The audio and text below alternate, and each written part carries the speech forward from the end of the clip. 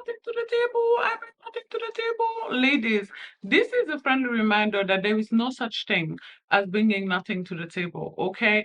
Human relationships just don't work that way. Even in friendships, okay? If the other person is getting nothing, absolutely nothing out of hang out with you, they will stop hanging out with you. You can ask any mental health professional about this, you can ask any therapist about it, and they will tell you the same things. Humans, unfortunately, are just not that selfless, okay? And I understand what women who say that they bring nothing to the table mean.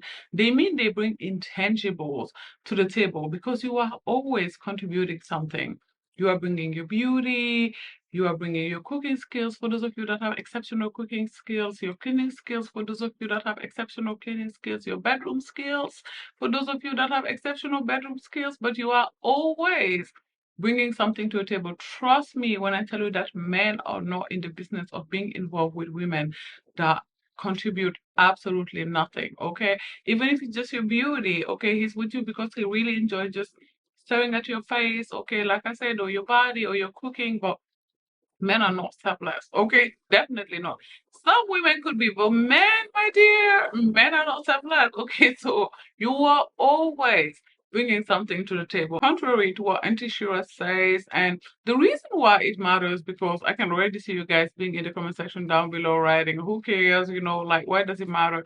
It matters because if you are going to treat dating like a financial decision, then you should make the best financial decision possible, right? Shira says that she's a financial advisor. So I guess you guys treat dating like a financial decision, okay? If you're going to treat dating like a business decision, then you should make the most informed, well-informed decision possible. Okay, if you're going to enter in a relationship like an arrangement, then you should make sure that it's the best arrangement possible for you. And that's why it's important for you to know what you bring to the table. Now, I'm not talking about telling men what you bring to a table, obviously, duh. Like, if a man ever fixes his face and look at you straight in the eyes and ask you what you bring to a table, I recommend you just leave the table. Okay, baby, just grab your Chanel and go. Okay, grab your purse and go. Okay, but it's important that you know what you bring to a table. I recommend you make a list. If you're somebody who is exceptionally beautiful, write it down. If you're an exceptional cook, write it down. If you are exceptional, good at cleaning, write it down.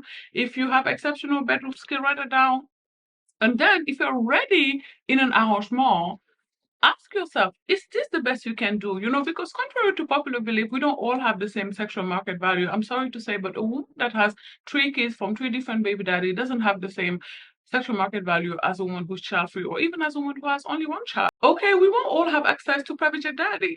Unfortunately, we all won't. Okay, so what some women can claim as a standard is not what other women can claim as a standard. Again, based on the sexual market value. So based on that simple math, if you ask me, ask yourself, is this the best deal I can have? Is this the best I can do? Maybe it is, maybe it isn't. Okay.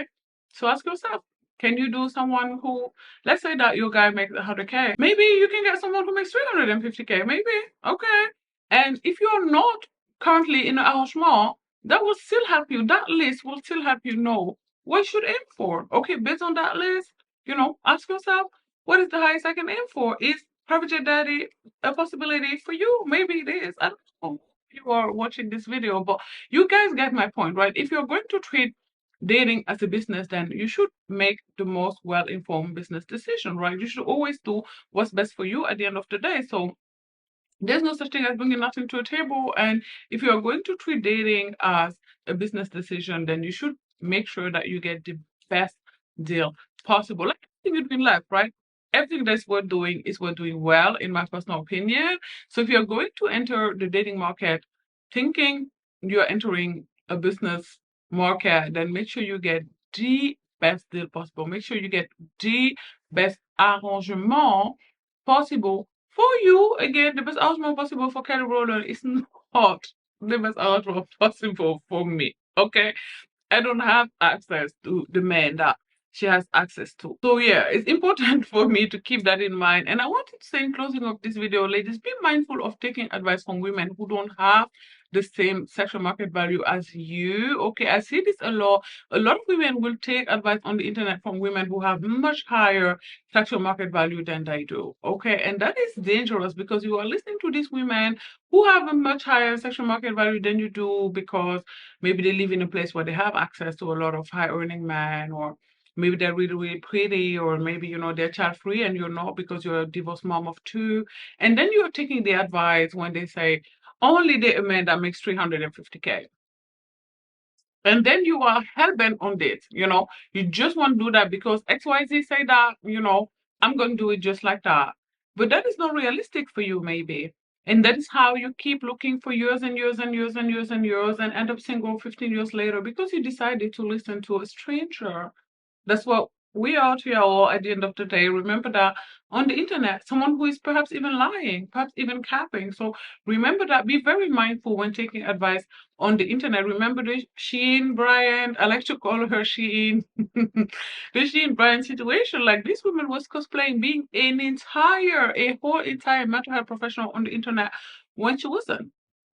Okay, when she isn't. Okay, so be very mindful of whose advice you take on the internet. I always say, chew the meat and spit the bones. Okay, I'm not saying don't take advice on the internet from women who look better than you or are thinner than you. I'm just saying tailor the advice to your life, to your own personal situation. Okay, that's all I'm saying. Okay, ask yourself, is this realistic for me?